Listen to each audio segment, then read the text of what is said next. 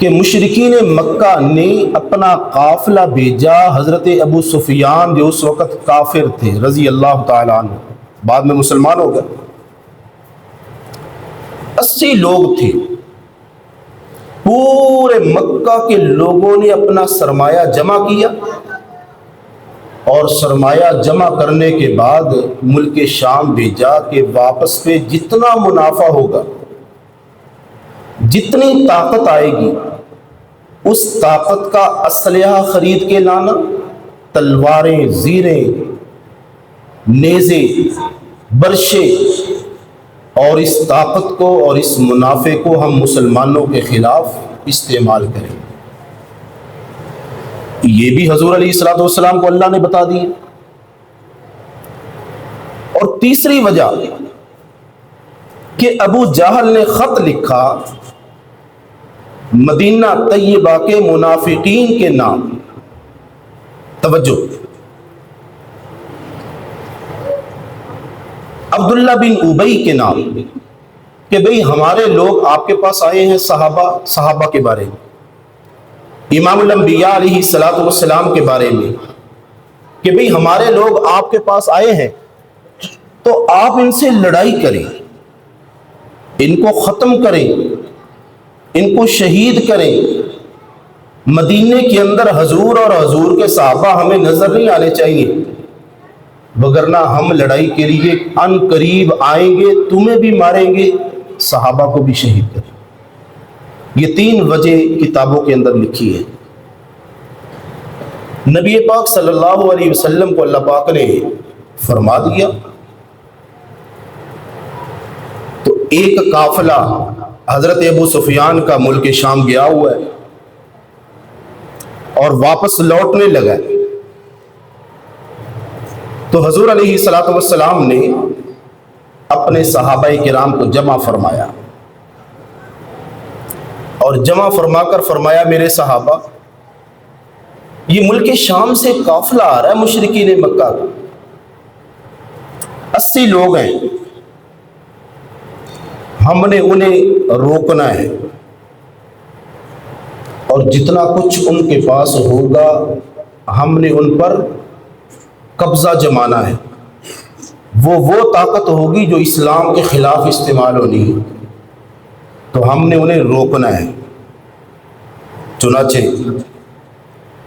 313 صحابہ کرام 313 صحابہ کرام 86 صحابہ مہاجر، 227 صحابہ مدینہ طیبہ کے انصار، 86 مہاجر صحابہ مکی صحابہ اور 227 مدنی صحابہ، 313.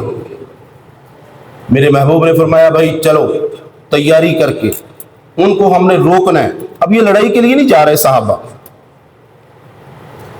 صرف ابو سفیان کے لشکر کو روکنے کے لیے جا رہے ہیں. نبی پاک صلی اللہ علیہ وسلم نے کچھ مسلمانوں کو بھیجا بھی تھا کہ پتہ کرنا یہ لشکر کدھر ہے کدھر نہیں ہے. حضرت ابو سفیان بڑے ذہین تھے. ان کے بارے میں آتا ہے کہ انہوں نے اپنے لشکر کو ایک کنویں پر روکا اور وہاں کیا دیکھا کہ اونٹ کی مینگنیاں پڑی ہیں. ایک مینگنی کو اٹھا کر توڑا تو اس کے اندر مدینہ طیبہ کی کھجور کی گٹھلی تھی. وہ فوراً سمجھ گیا کہ بھئی مسلمان ہمارے پیچھے ہیں. راستہ تبدیل کیا، جس راستے پہ آ رہے تھے اسی راستے پہ مسلمان بھی تھے. راستہ تبدیل کیا، دوسرا راستہ اختیار کیا اور ایک تیز ترار آدمی کو گھوڑے پر بٹھا کر مکہ کی طرف روانہ کیا کہ ابو جہل کو پیغام دے دیا جائے کہ تمہارے سال کا خزانہ، تمہارے سال کا منافع اور تمہارا لشکر خطرے میں ہے، مسلمان آگے سے آ چکے ہیں. ابو جہل کو جب یہ بات پتہ چلی، ابو جہل کے اندر تو طاقت کا نشہ تھا، غرور تھا، فخر تھا، تکبر تھا، کبریائی تھی، مال و دولت کا نشہ تھا. تو اس نے تیاری کی، سارے لوگوں کو جمع کیا، 3 دن کے اندر تیاری کر کے 1000 جنگجو، توجہ ہے، 1000 جنگجو جمع کیے، 700 گھوڑے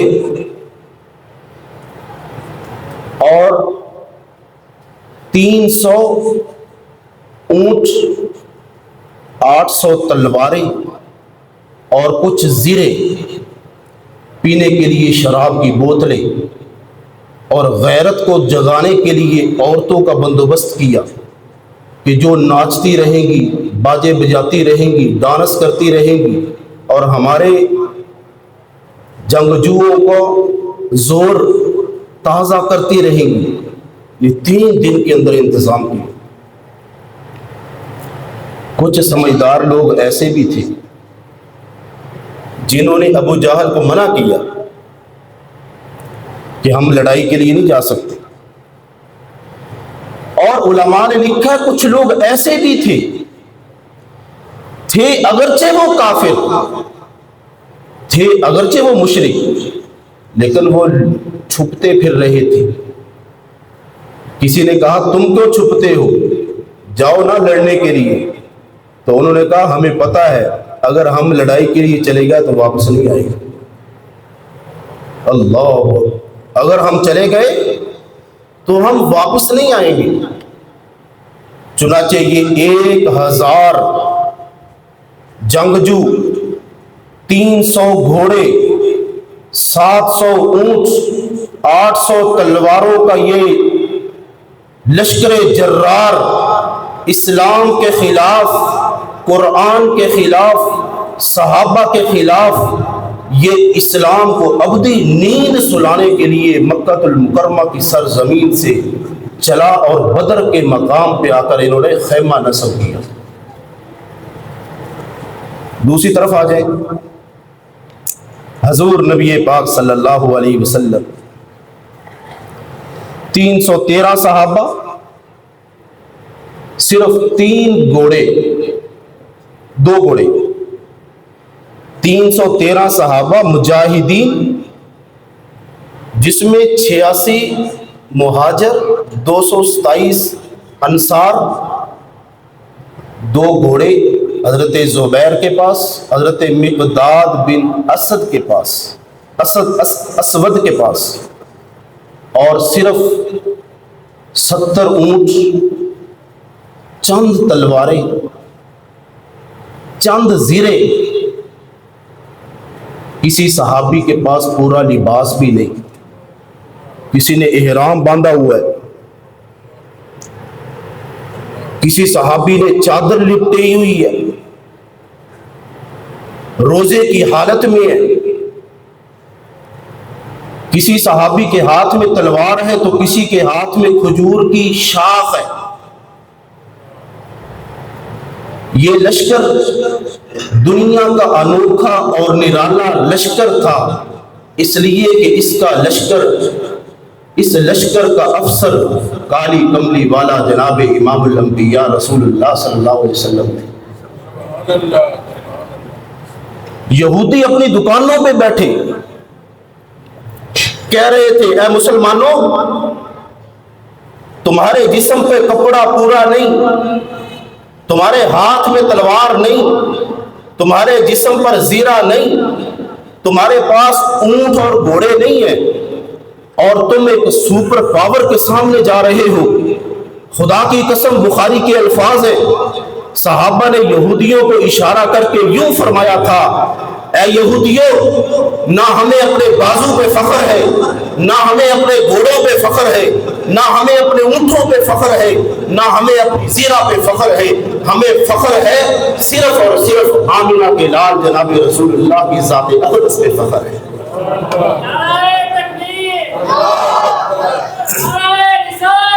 جی، رسول اللہ پہ فخر ہے۔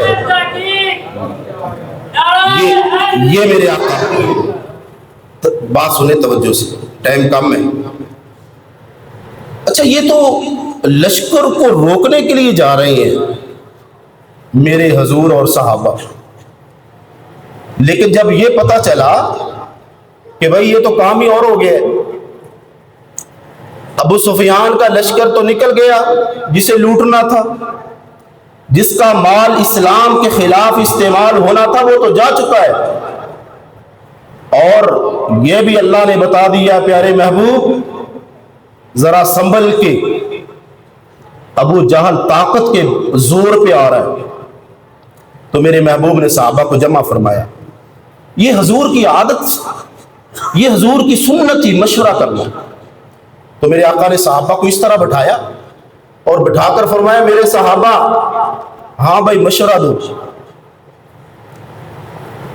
آئے تو کسی اور مقصد کے لیے تھی، لیکن یہ مقصد لڑائی کے اندر تبدیل ہو چکا ہے. اب مجھے مشورہ دو. ایک طرف سے حضرت ابو بکر صدیق کھڑے ہوئے، اے اللہ کے رسول، ہماری جان، ہمارا مال، ہماری اولادیں، ہر چیز آپ کے پسینہ مبارک پہ قربان. ایک طرف حضرت عمر کھڑے ہوئے، اے اللہ کے رسول، آپ کے اشارے پر ہم اپنی گردنیں اڑا دیں گے، آپ کے اشارے پر ہم اپنے بچے یتیم کروا دیں گے، آپ کے اشارہ مبارک پہ ہم اپنی بیویوں کو بیوہ کروا دیں گے. اے اللہ کے رسول آپ گھبراتے کیوں ہیں؟ میرے آقا نے تیسری مرتبہ پھر پوچھا ہاں بھی مشورہ دو. مدینہ کے صحابہ جو انصاری تھے نا وہ بیٹھے ہوئے تھے. تو حضرت سعد بن معاذ سردار تھے مدینے، کھڑے ہوئے. اے اللہ کے رسول، لگتا ہے آپ ہمیں پوچھنا چاہ رہے ہیں. آئے ہائے کیا وہ منظر ہوگا آج زمین و آسماں، بحر و بر، شجر و حجر حیران و پریشان ہے کہ 1000 لشکر جرار کے سامنے 313 صحابہ جن کا لباس بھی نامکمل، جن کے پیٹ بھی کمر کے ساتھ لگے ہوئے ہیں، روزے کی حالت میں ہے، جن کے ہاتھوں میں تلواروں کی جگہ ڈنڈے ہیں. یہ منظر سبحان اللہ، خدا کی قسم ایمان تازہ ہو جاتا ہے. حضرت سعد بن معاذ کھڑے ہوئے، یا رسول اللہ ہم تو یوں سمجھ رہے تھے کہ ہمارے بھائی کھڑے ہو رہے ہیں تو ہماری ضرورت نہیں ہے. اے اللہ کے رسول، اگر آپ ہم سے مشورہ کرنا چاہتے تو پھر سنیے. آئے ہائے حضرت سعد بن معاذ کا وہ خطبہ بخاری کے الفاظ پہ موجود ہے. حضرت سعد نے عرض کی اے یا رسول اللہ، ہم وہ لوگ نہیں ہیں جو پشت دکھائیں گے. جو تیر بھی آئے گا، جو تلوار بھی آئے گی، انصاری صحابہ کے سینوں کو پیوست کرتے ہوئے چلی جائے گی. اے اللہ کے رسول، ہم آپ کے دائیں جانب لڑیں گے، ہم آپ کے بائیں جانب لڑیں گے، ہم آپ کے آگے لڑیں گے، ہم آپ کے پیچھے لڑیں گے. ہاں یہاں تک اے اللہ کے رسول اگر آپ نے حکم دے دیا کہ اپنے گھوڑوں کو آگ میں دوڑا دو تو ہم آگ میں دوڑا دیں گے. اگر آپ نے حکم دیا کہ اپنے گھوڑوں کو سمندر کی ندیوں میں بہا دو تو ہم سمندر کی طغیانی میں کود جائیں گے. آپ کے حکم پہ لبیک کہتے ہوئے ہم پیچھے نہیں ہٹیں گے. میرے آقا خوش ہوئے، چہرہ کھل گیا. میرے آقا نے فرمایا ہاں بھائی میں مطمئن ہو گیا. چلو 16 رمضان، آج 16 ہے، جمعے کا دن تھا، آج بھی جمعہ ہے. 16 رمضان کو جمعے کا دن تھا. میرے اور آپ کے پیارے محبوب بدر کے مقام، کفار جہاں پہنچے وہاں بہت اچھی زمین تھی، مسلمان جہاں پہنچے ریتلی زمین تھی. اللہ پاک نے بارش نازل فرما دی، وہاں کیچڑ ہو گیا، یہ جگہ جم گئی، صحابہ نے پانی کا بھی بندوبست کر لیا. تو میرے آقا نے فرمایا میرے صحابہ میرے لیے ایک کونے میں ایک چھپر بنا دو. چھپر آج وہاں مسجد عریش ہے، مسجد عریش وہ سفید مسجد ہے. یہاں میرے حضور علیہ الصلوۃ والسلام نے نا کپڑا لگوایا اور اس کپڑے کے اندر مصلی بچھایا اور وہاں نوافل شروع فرمائے۔ حضرت ابو بکر صدیق آپ کے خادم خاص چوکی دارہ کر رہے ہیں، صحابہ کرام کو آپ نے صفوں میں بٹھا دی اور پورے لشکر کی دائیں جانب حضرت زبیر بن عوام کے ہاتھ میں جھنڈا دے دیا اور لشکر کے بائیں جانب حضرت مقدار بن اسد کے ہاتھ میں جھنڈا دے دیا اور لشکر کے پچھلی جانب حضرت قیس کے ہاتھ میں جھنڈا دے دیا اور لشکر کے درمیان میں اپنی جگہ پہ حضرت مصعب بن عمیر کے ہاتھ میں ایک سیاہ رنگ کا جھنڈا دیا جو اما عائشہ رضی اللہ تعالی عنہا کی سیاہ چادر تھی۔ یہ جھنڈا سب سے بلند تھا۔ میرے آقا نے فرمایا میں اللہ سے مدد کے لیے مصروف ہوں، یہ صحابی میری جگہ اس جھنڈے کو بلند کر کے اللہ کی توحید کا اعلان کرتے ہوئے جنگ کا آغاز فرمائیں گے۔ اللہ اکبر۔ میرے اور آپ کے پیارے محبوب علیہ السلام اس خیمے کے اندر موجود ہیں اور آپ اپنے صحابہ کے لیے گڑ گڑا کے دعائیں مانگ رہے ہیں، گڑ گڑا کے دعائیں مانگ رہے ہیں۔ اے الہ العالمین اللہم ان تہلک ہذہ الاعصاب من المسلمین ان تعبد ابدا، اے اللہ آج بدر کے مقام پر اگر میری 13 سالہ مٹھی بھر صحابہ اگر شہید ہو گئے تو تیری زمین پر تیرا نام لینے والا کوئی بچے گا نہیں۔ اللہ آج تیرا پیارا محبوب تیرے سے دعا کر رہا ہے کہ مدد فرما، میری بھی مدد فرما، میرے صحابہ کی بھی مدد فرما۔ حضرت ابو بکر صدیق کہتے ہیں حضور علیہ السلام نے اتنی دعا مانگی، اتنی دعا مانگی، اتنی دعا مانگی کہ آپ کا سر مبارک سجدے میں تھا، نیچے ریت تھی، میں نے ریت کو اٹھایا تو وہ ریت پانی بن چکی تھی۔ میرے محبوب نے اس وقت تک سر نہیں اٹھایا جس وقت تک اللہ نے فرمایا جبریل جلدی جا میرے محبوب کو تسلی دے۔ اللہ کیا تسلی دوں؟ فرمایا جبریل جا قرآن 9ویں سپارے کی سورہ انفال لے کے جا، اذ تستغیثون ربکم فاستجاب لکم انی ممدکم بألف من الملائکۃ مردفین وما جعلہ اللہ الا بشرا لکم ولتطمئن به قلوبکم وما النصر الا من عند اللہ۔ اے محبوب زیادہ گھبرا نہیں، ہم نے تیرے لیے کائنات کو سجا دیا ہے، ہم نے تیرے لیے کائنات کو عروج دیا ہے، جہاں تیرے ہاتھ اٹھے ہیں اللہ نے تیرے ہاتھ کو خالی لٹایا نہیں۔ اپنا سر مبارک اٹھائیے، اوپر جبریل کھڑے ہیں، یا رسول اللہ جنگ شروع ہونے کی دیر ہے۔ آپ کے صحابہ کھجور کی شاخ اور ڈنڈے کو اس طرح ہلائیں گے میرے 1000 فرشتے جبریل و میکائیل کی معیت میں مشرکین مکہ کو واصل جہنم کرتے ہوئے نظر آئیں گے۔ یہ حضور نے دعا فرمائی، دعا فرما کے میرے حضور باہر آئے نا تو صحابہ سے فرمایا ہاں بھائی تیار ہو؟ تیار ہے۔ مشرکین مکہ نے پتہ کیا کیا؟ مشرکین مکہ نے شروع کے اندر اپنے سارے جنگجوؤں کو نا گھوڑے پہ بٹھا کر صحابہ کے ارد گرد چکر لگانے شروع کر دیے کہ صحابہ کو پریشان کر دے، غرد و غبار اڑانے شروع کر دی۔ لیکن وہ بھی تو صحابہ ہی تھے۔ حضرت علی رضی اللہ تعالیٰ نے کیا فرمایا اس موقع پہ؟ اور دوڑنے کا فائدہ نہیں ہے، جو گرجتے ہیں وہ برستے نہیں، جو برستے ہیں وہ گرجتے نہیں۔ آؤ نا مقابلے کے لیے۔ ان کو غیرت آ گئی، اعلان ہو گیا لڑائی کا۔ یہ اسلام کی پہلی لڑائی، اسلام کا پہلا غزوہ بدر، جسے یوم الفرقان اللہ کے قرآن نے فرمایا حق اور باطل۔ اللہ یہاں حق اور باطل کے درمیان فرق نظر آئے گا۔ کفار کی طرف سے 3 لوگ آئے، شیبہ، عتبہ، ولید بن مغیرہ۔ کفار کی طرف سے 3 لوگ آئے، عتبہ، شیبہ، ولید بن مغیرہ۔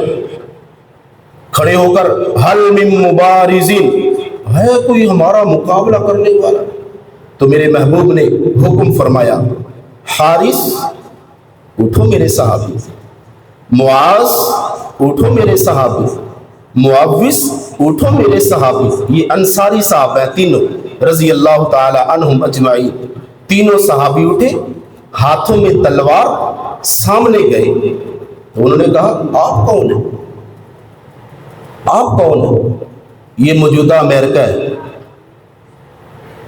یہ تکبر، یہ فخر اور غرور ایک اس وقت اللہ نے ملایا تھا 2 ہجری میں ان کا جو میں ذکر کر رہا ہوں، اور ایک وقت انشاءاللہ وہ بھی آنے والا ہے، اللہ ان کا غرور بھی خواب میں ملائے گا۔ تم کون ہو؟ بھائی ہم مدینے کے رہنے والے ہیں، لڑنے آئے ہیں، مدینے کے رہنے والے ہیں، لڑنے آئے ہیں۔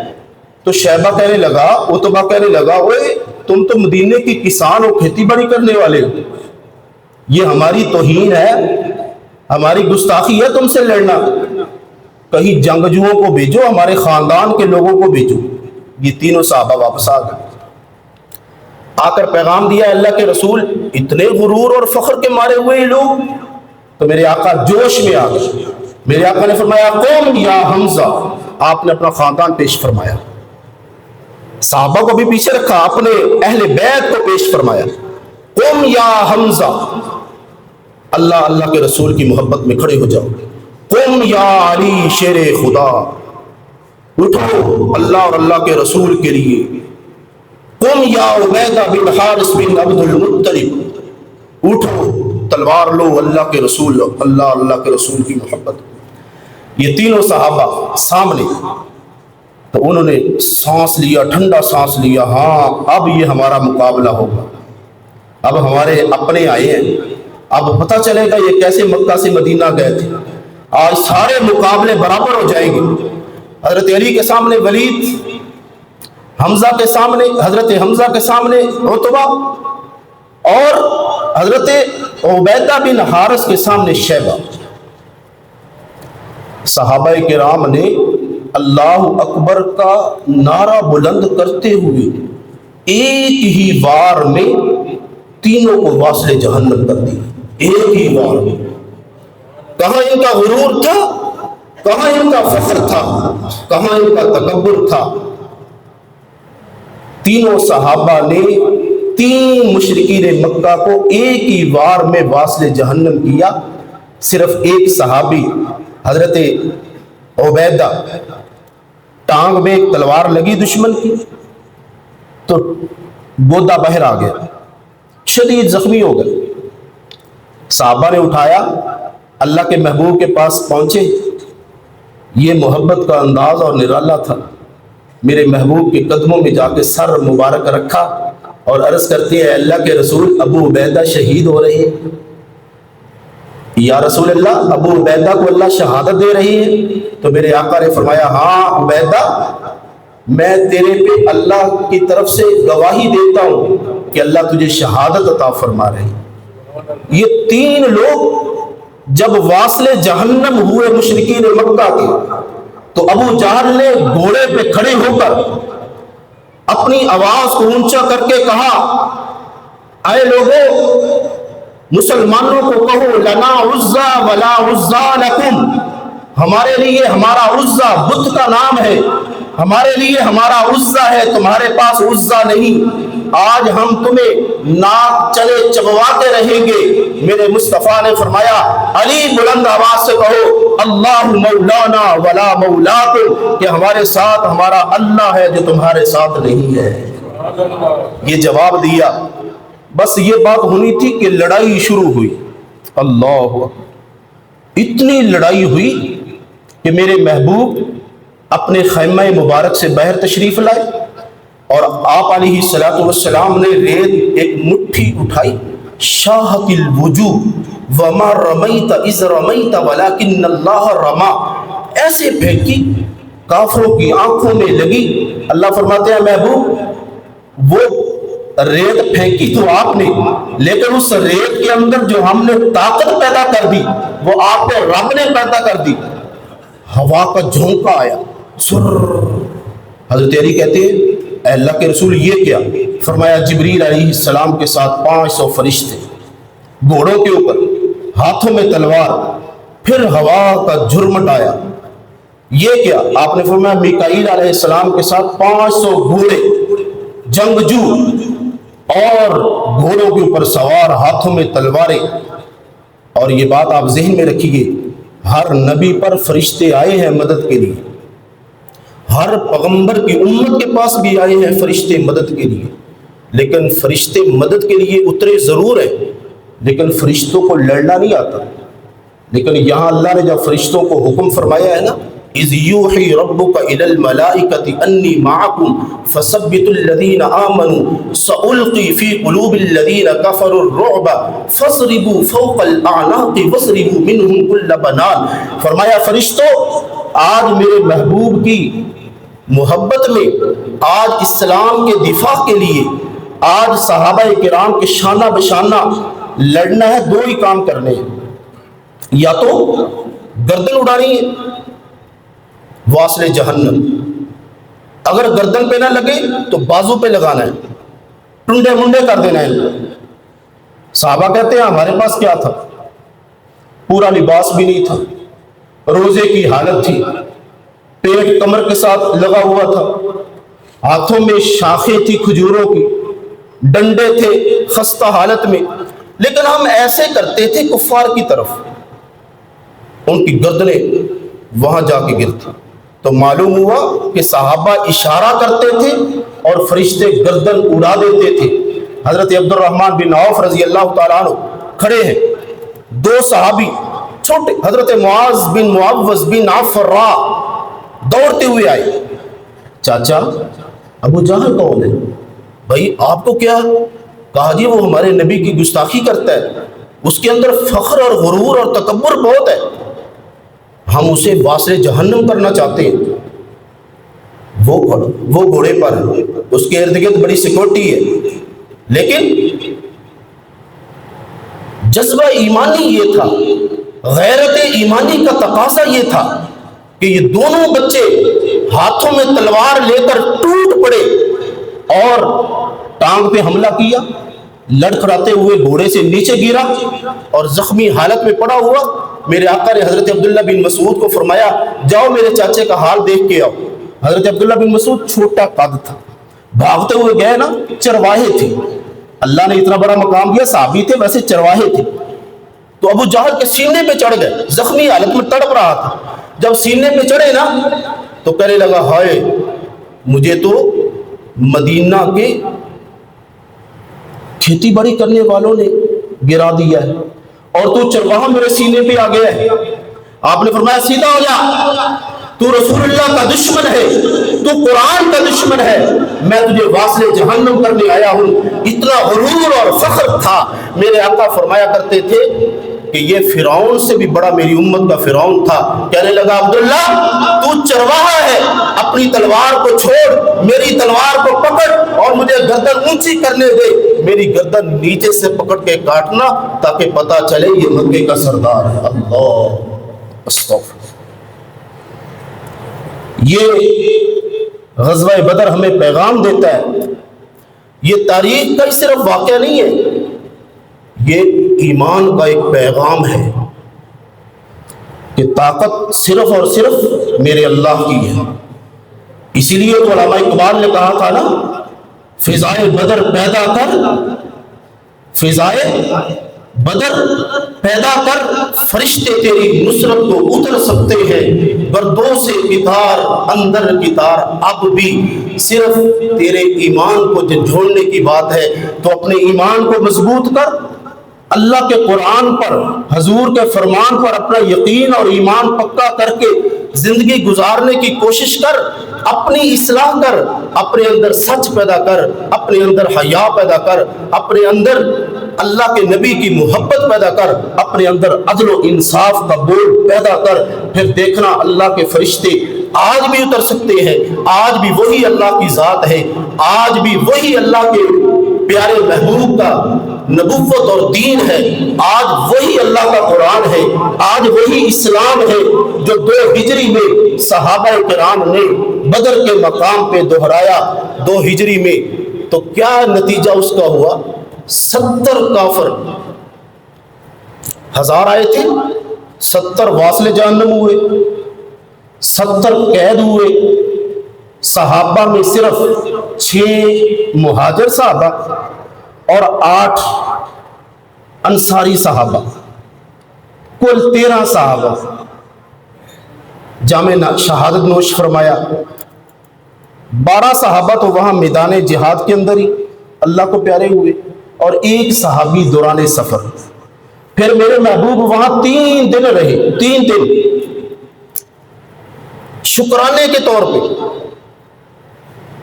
آج ہمیں کوئی چیز مل جائے نا تو ہماری آکڑ ہی نہیں ختم ہوتی، ہمارے اندر فخر اور غرور آسمان کو چھوتا ہے، لیکن یہاں اپنے محبوب کو دیکھیے، 3 دن شکرانے کے نفل پڑھتے رہے، اللہ کا شکریہ ادا کرتے رہے۔ 3 دن کے بعد آپ نے دیکھا تو حضرت عمر مسکرائے، عرض کیا یا رسول اللہ، واہ کیا آپ کا حکم، ہم آپ کی ذات پہ قربان جائیں۔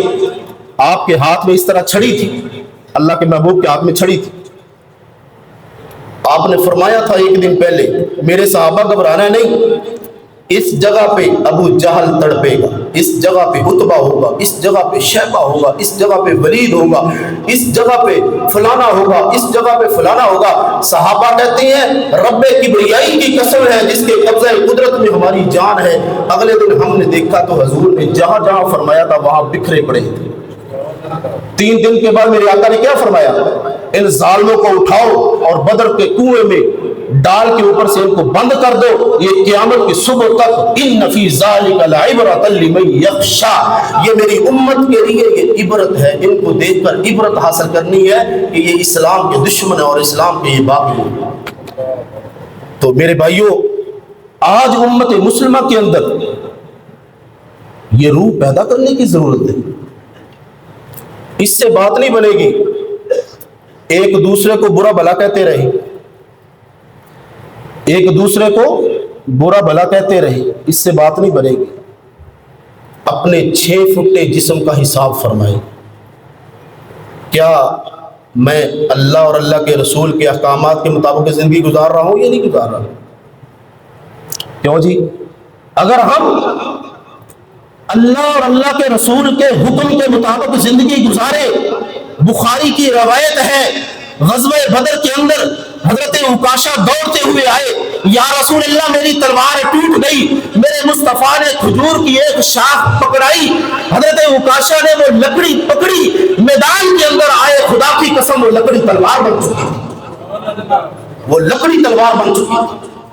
حضرت ابو قتادہ کی آنکھ باہر آئی، میرے آقا نے اپنے ہاتھ سے آنکھ اندر رکھی، موت تو آ گئی لیکن آنکھ کو دوبارہ مسئلہ نہیں ہوا۔